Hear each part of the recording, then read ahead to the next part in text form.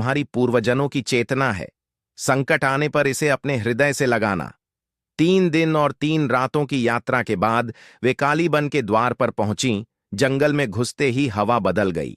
वृक्ष काले पड़े थे, पत्तियां नहीं थीं, केवल शाखाओं की भुजाएं जैसे किसी यातना में मुड़ी हुई थीं।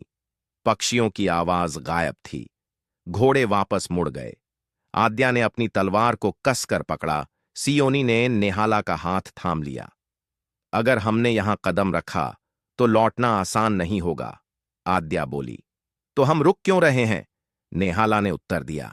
और तीनों जंगल में प्रविष्ट हो गईं। जैसे ही वे कुछ दूर चलीं, उन्हें एक झील दिखाई दी, जिसे लोक कथाओं में बहरूपियां ताल कहा गया था।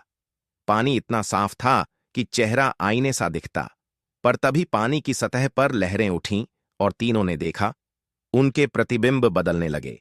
आद्या ने देखा कि वह रानी बन चुकी है, अपने राज्य की एकमात्र शासिका। सियोनी ने खुद को लोक गायिका के रूप में देखा। हजारों लोग उसकी आराधना कर रहे थे। नेहाला ने देखा कि वह योद्धा बन गई है, दुनिया की सबसे निडर रक्षक। अचानक वे दृश्य स्थिर हो गए और एक रहस्यमय आवाज आई।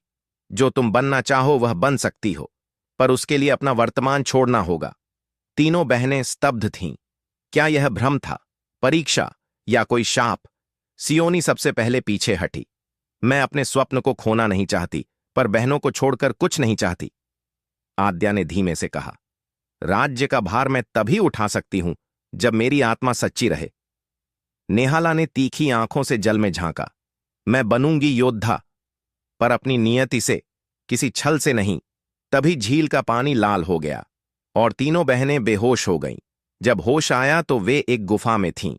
उनके सामने एक अजीब सी स्त्री खड़ी थी, बिल्कुल मानवी जैसी, पर उसकी आंखें जल रही थीं और उसकी देह पर कांटे उगाए थे। स्वागत है, वह बोली। मैं विरजनी हूं, कालीबन की रानी, और अब तुम मेरी कैद में हो। सियोनी कांप उठी। नेहाला ने तलवार खींचने की कोशिश की, पर हाथों में शक्ति नहीं बची थी। आद्या ने साहस बटोरकर पूछा, तू हमसे क्या चाहती है?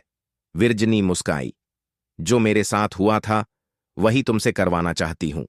मैं भी कभी एक राजकुमारी थी, पर जब मैंने जंगल की आत्मा को छुआ तो मेरे भीतर की सच्चाई जाग उठी। सबने मुझे चुड़ैल कहा, मेरी आत्मा को नष्ट किया गया। अब मैं हर उस आत्मा को बुलाती हूं जो सत्य से डरी हो।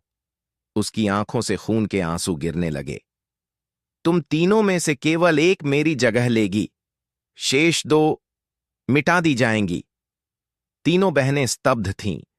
क्या यह एक चेतावनी थी या दंड?